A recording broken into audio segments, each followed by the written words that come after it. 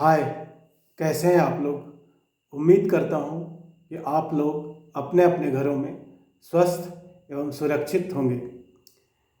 हम लोग पिछले वीडियो में चर्चा कर रहे थे भारत के सामने जो दूसरी चुनौती उपस्थित हुई थी आज़ादी के समय। वो क्या थी? वो थी लोकतंत्र को स्थापित करने की। तो लोकतंत्र की जो चुनौती थी उसके बारे में हमने ये चर्चा की थी कि कैसे हमारे देश के नेताओं ने अपने लिए एक लोकतांत्रिक शासन पद्धति को अपनाने का फैसला किया और तत्कालीन परिस्थितियों में भारत जैसे देश में लोकतंत्र को लागू करने का फैसला करना ये अपने आप में एक काफ़ी चुनौतीपूर्ण कार्य था। और उसमें हमने ये चर्चा करी थी, हमने ये देखा था कि कैसे हमने इस चुनौती का पार पाया, कैसे हमने इस चुनौती का सामना किया और हमने सफलतापूर्वक लोकतांत्रिक चुनाव करवा करके भारत में लोकतंत्र की स्थापना करी। उसके बाद हमने चर्चा की थी कांग्रेस के प्रभुत्व की कि पहले जो 3 आम चुनाव हुए उनमें हमें ये देखने को मिला कि कांग्रेस पार्टी लगातार एक के बाद एक चुनाव जीतती गई और भारतीय राजनीति में उसका दबदबा कायम हुआ, कांग्रेस का प्रभुत्व कायम हुआ भारतीय राजनीति में। तो भारतीय राजनीति का जो पहला दशक है उसको हम कांग्रेस के प्रभुत्व के रूप में जानते हैं। आज हम चर्चा करेंगे कांग्रेस एक सामाजिक एवं विचारधारात्मक गठबंधन के रूप में। तो जैसा कि हम सभी जानते हैं कि कांग्रेस पार्टी का गठन 1885 में हुआ था। उस समय अपने शुरुआती वर्षों में कांग्रेस पार्टी नए नए अंग्रेजी पढ़े लिखे लोगों और व्यापारियों का एक हित समूह भर थी, एक दबाव समूह भर थी, जिसका काम ये था कि वो वर्ष भर में कांग्रेस का एक अधिवेशन होता था।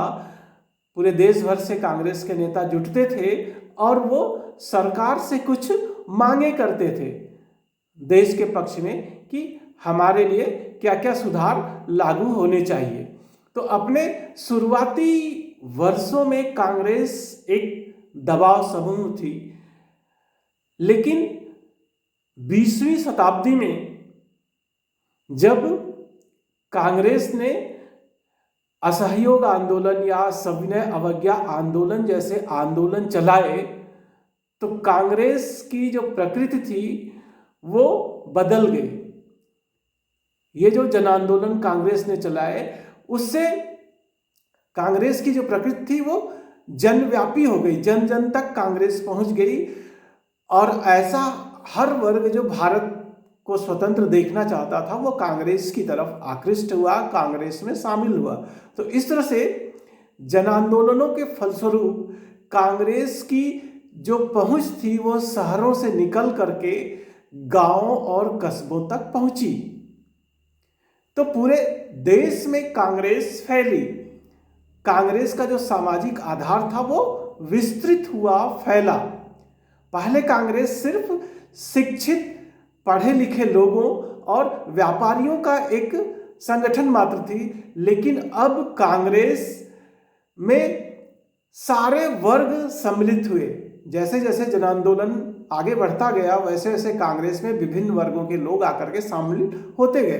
तो अब कांग्रेस में शहरी एवं ग्रामीण, पढ़े लिखे एवं अनपढ़, गरीब एवं धनवान, मजदूर एवं मालिक, मध्य, उच्च एवं निम्न वर्ग और सभी जातियों के लोग शामिल थे। तो इस तरह से आजादी के वक्त तक आते आते कांग्रेस ने एक सतरंगे सामाजिक गठबंधन का रूप ले लिया और कांग्रेस का जो नेतृत्व वर्ग था वो भी अब पढ़े लिखे वर्ग के हाथों में ही सीमित नहीं था, बल्कि अब कांग्रेस के नेतृत्व वर्ग में ऐसे नेता भी उभरे जिनका रुझान, जिनका लगाव जिनका जुड़ाव गांव से था।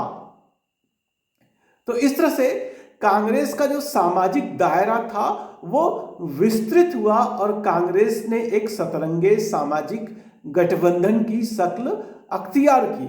यानी कांग्रेस में विभिन्न हित समूहों के लोग आकर के शामिल हुए, अलग अलग हित समूहों के लोग आकर के शामिल हुए। एक तरफ व्यापारी थे तो दूसरी तरफ उसके सापेक्ष मजदूर भी थे, किसान थे तो उद्योगपति भी थे, मालिक थे तो मजदूर भी थे, शहरी थे तो ग्रामीण भी थे, पढ़े लिखे थे तो अनपढ़ भी थे, गरीब थे तो धनवान भी थे। इस तरह से विभिन्न सामाजिक वर्गों के लोगों को कांग्रेस में जगह मिली और कांग्रेस एक सामाजिक गठबंधन के रूप में परिवर्तित हो गई। इनमें से बहुत से हित समूह ऐसे थे जिन्होंने अपनी विचारधारा को, अपने संगठन को कांग्रेस के साथ एकमेक कर दिया, मिला दिया।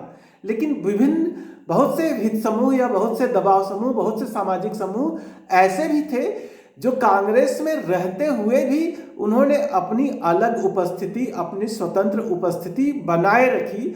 उन्होंने अपने अस्तित्व को कांग्रेस में एकदम से मिलाया नहीं, एकमेक नहीं किया। कांग्रेस में रहते हुए भी वो अपनी विचारधारा को बनाए रख सके।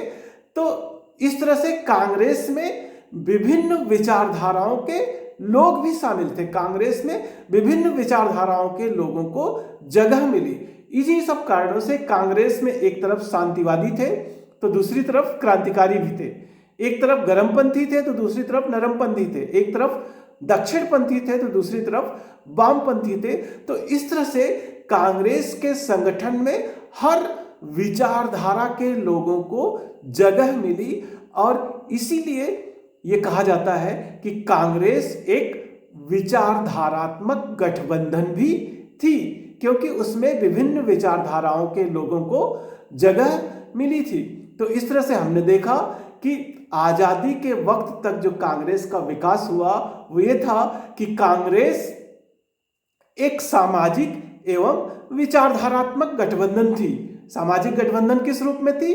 क्योंकि उसमें समाज के विभिन्न वर्ग के लोगों को जगह मिली, समाज के विभिन्न वर्ग के लोगों की उपस्थिति थी कांग्रेस में। और दूसरी तरफ वो विचारधारात्मक गठबंधन किस तरह से थी? क्योंकि उसमें विभिन्न विचारधाराओं के लोगों को, चाहे वो रेडिकल हो या उग्रपंथी हो, चाहे वो शांतिवादी हो या क्रांतिकारी हो, गर्मपंथी हो या नरमपंथी हो, वामपंथी हो या दक्षिणपंथी हो, हर विचारधारा के लोगों को कांग्रेस के संगठन में जगह मिली। इसीलिए कहा जाता है कि कांग्रेस एक सामाजिक एवं विचारधारात्मक गठबंधन थी। तो उम्मीद करता हूं कि आज का वीडियो आपको पसंद आया होगा। पसंद आया तो लाइक करिए, चैनल को सब्सक्राइब करिए, बेल आइकन भी दबा दीजिए जिससे जब भी कोई नया वीडियो अपलोड हो आपको सूचना मिल जाए। इसी के साथ आज का वीडियो यहीं पे समाप्त करते हैं। मिलते हैं अगले वीडियो में। तब तक के लिए स्टे होम, स्टे सेफ।